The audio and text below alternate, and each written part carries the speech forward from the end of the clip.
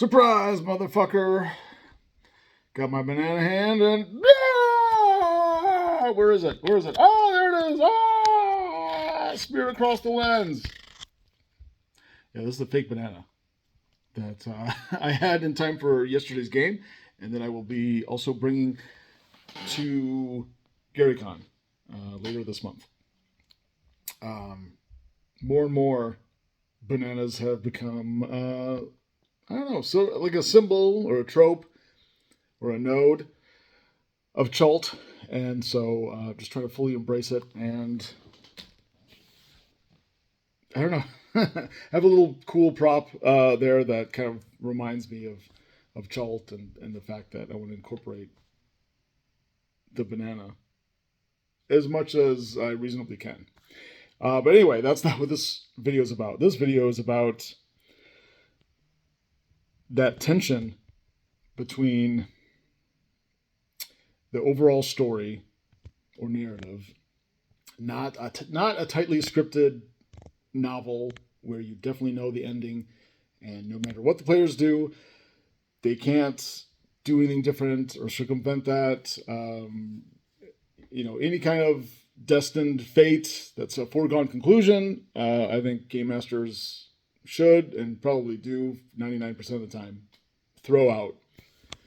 No, I'm talking about an idea, a framework that the game master has in mind of how the campaign in the campaign setting should go and proceed, and different events and locations and other characters, NPCs and monsters. The world should have its own function and movement, and whatever's going to happen would probably happen without the intervention of the PCs. So you got that in tension with the players and whatever they want to do and their actions, and sometimes they'll just wander around and get into trouble, and you roll on random tables and just see what's up. If there's wandering monsters, or if certain NPCs react favorably or unfavorably, and you kind of let the players dictate what happens, and for the most part, let the dice decide. And like I said, that tension between those two differences, that's where the most potential energy lies, because you don't get energy from things just going in one direction. You get it from the struggle between two or more things. And where that struggle is, that's where the energy is, and then that's where the power is.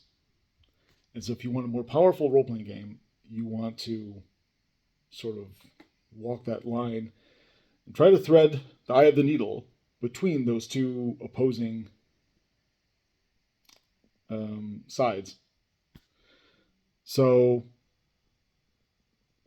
and that was I was kind of reminded of that idea through the whole like fudging versus non-fudging.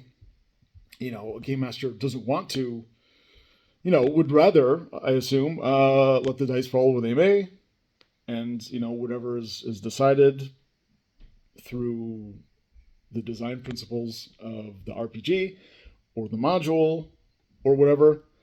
But at the same time, the game master has an idea, an assumption, a hypothetical flow for how things are going to go. So you don't want all of one or the other. You want a nice mix of the two, kind of like a yin-yang thing. And that's one of the reasons why being a game master is one of the toughest jobs, and I feel like one of the most rewarding. It is not easy. Once you've done it enough, you can find that sweet spot well enough where it doesn't cause you, constant grief. But just starting out, it's a hurdle to get over, and there's always something to think about. You're never just like breathe a sigh of relief and be like, oh, it's done. My game mastering is now so easy. It's like falling off a log. No, there's always going to be that struggle, that tension, that um, that mountain to climb, and that's like I said, that's part of the fun. It's work, but it's very rewarding work, and I love it, and I know a lot of game masters do too.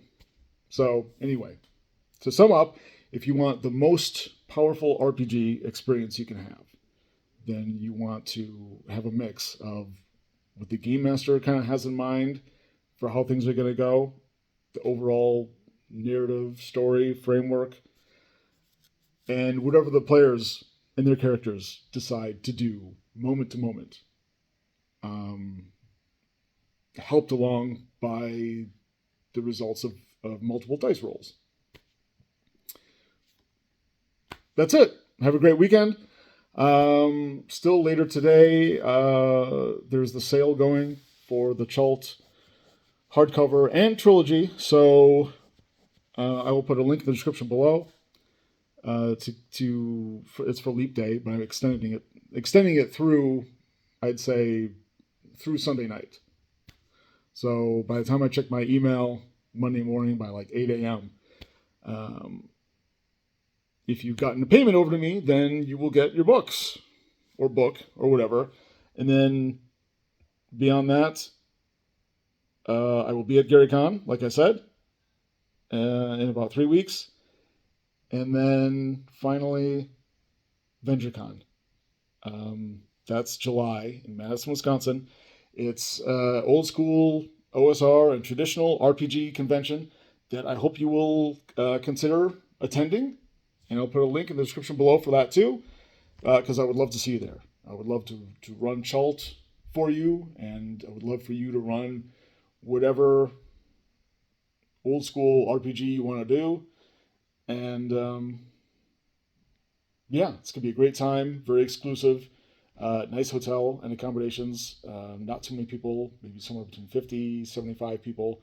And we're just going to be gaming all weekend and trying things out and experimenting and trading tips and techniques and hopefully getting better at our craft. I feel like every convention where I'm running like 3, 4, 5 games in a weekend, that puts me through my paces enough where I can improve, I can evolve as a game master and as a individual in the hobby, just soaking up awesomeness and wisdom and game design and even stuff as players, because sometimes at a convention I get the rare opportunity to play, which is cool, and then I get to see things from the other side, and that helps too.